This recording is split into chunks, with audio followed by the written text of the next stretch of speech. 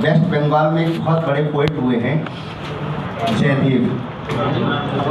राजा लक्ष्मण सेन के टाइम में उन्होंने संस्कृत में एक बहुत बड़ा महाकाव्य लिखा गीत गोविंद। तो गीत गोविंद की जब वो रचना कर रहे थे तो वो भगवान कृष्ण का चित्रण कर रहे थे क्योंकि वो वात्सल्य वाला था। उस भाव को वो लिख नहीं रहे थे। सोच रहे थे कि लोग जो है कृष्ण को इतना पूजते हैं, उतने उनके आराध्य देव हैं, पूजनीय हैं, और हम उनके बारे में ऐसा कैसे लिखें। तो राधा जी का चित्रण कर रहे थे। 3 दिन उनको बीत गए जंगल में बैठे हुए, और उस समय उनकी एज ओनली जो है 14-15 ईयर के आसपास थी, 14-15 साल की। तो उन्होंने कहा कोई बात नहीं, चलो नदी के किनारे नहा के आते देखेंगे। क्योंकि उनको जो दिख रहा था, क्योंकि उनका काम था एक एज ए पोइट को लिखना, और लिखने के लिए कभी एक जगह रहते नहीं। तो उनके साथ ऐसा कुछ था कि एक पेड़ के नीचे अगर आज है तो कल नहीं रहेंगे, इस तरीके के मतलब बैराग के टाइप के। तो अचानक उन्होंने देखा जब वो लौट के आए तो जो छंद वो लिखने वाले थे संस्कृत में, सप्तमी करके पता नहीं जो भी था, तो वो लिखा हुआ मिल गया उनको, जो वो सोच रहे थे लेकिन लिख नहीं पा रहे थे।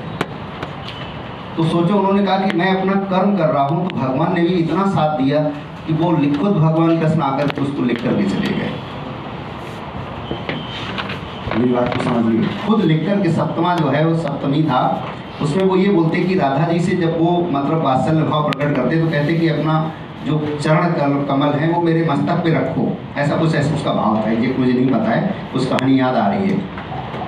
तो वो चीज़ें जब वो उसको लिख नहीं पा रहे थे संस्कृत में, वो सोचते थे कि लोग सोचेंगे कि कैसे कृष्ण भगवान है कि भगवान को लिखने वाली ऐसी बात बोल देंगे तो आहत ना हो जाए, लोगों की भावनाएं ना मतलब द्रवित हो जाएं।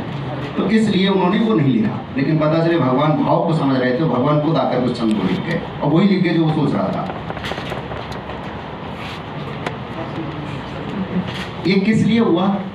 क्योंकि उसके अंदर उसके वो निष्ठापूर्वक अपना कर्तव्य निभा रहा था। मेरी बात समझ, इसलिए काम कोई छोटा बड़ा दुनिया में नहीं होता है। आप अगर ईमानदारी से अपना काम करते रहो, रेगुलर पढ़ते रहो जो टीचर्स बता रहे हैं, तो भगवान के ऊपर वैसे भी आपके ऊपर कृपा हो जाएगी। कहीं अगरबत्ती लगाने की जरूरत नहीं है, और नहीं तुम रात दिन अगरबत्ती लगाओ, कुछ नहीं होने वाला। रात दिन लगाओ भाई, अगर ऐसा ही हो तो तुम, मैं तो तुम लोगों से पहले ही बोला तुम जो बोलो यार के भाई सर आप ऐसा काम करो तो हमारा भला हो जाए, भैया वही करने के लिए तैयार खुले मन से। लेकिन कुछ होना ही नहीं है, तुम्हें भी पता है, वो करना आप ही को पड़ेगा। चढ़ाई की आज मैंने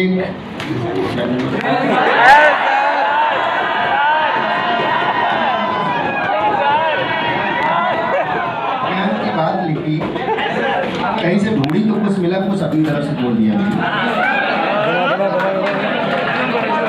इसमें इंग्लिश संस्कृत का एक्चुअली थोड़ा क्या पलट रहा था, क्योंकि गीत गोविंद का आज याद आया तो मैंने कहा गीत गोविंद के ही कुछ देख रहा था।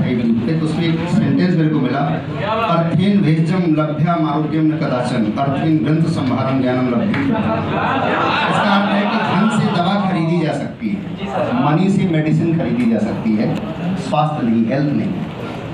तो बहुत दम है इस सेंटेंस में।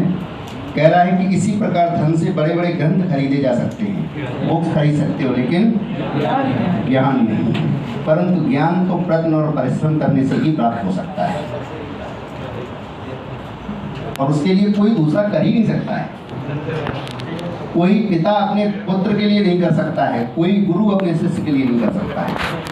ये सिर्फ मंथन से ही चीज़ें आएंगी, इसलिए मंथन ही आपको करना पड़ेगा। ये बहुत मस्त है। इसलिए जीवन में मैं बार बार आपसे बोलता हूँ कि जब भी कभी आपके मन में कभी निगेटिविटी आए तो ये सब चीज़ें ध्यान रखने वाली होती है। ये सब चीज़ें आपको एनर्जी प्रोवाइड करती है, या ग्रेट सोर्स ऑफ एनर्जी। भाई अगर ऐसा ही होता तो सारे राजा महाराजाओं के बच्चे या जो जिनके पास मनी है वही सब डॉक्टर बन जाते। ऐसा नहीं है ना।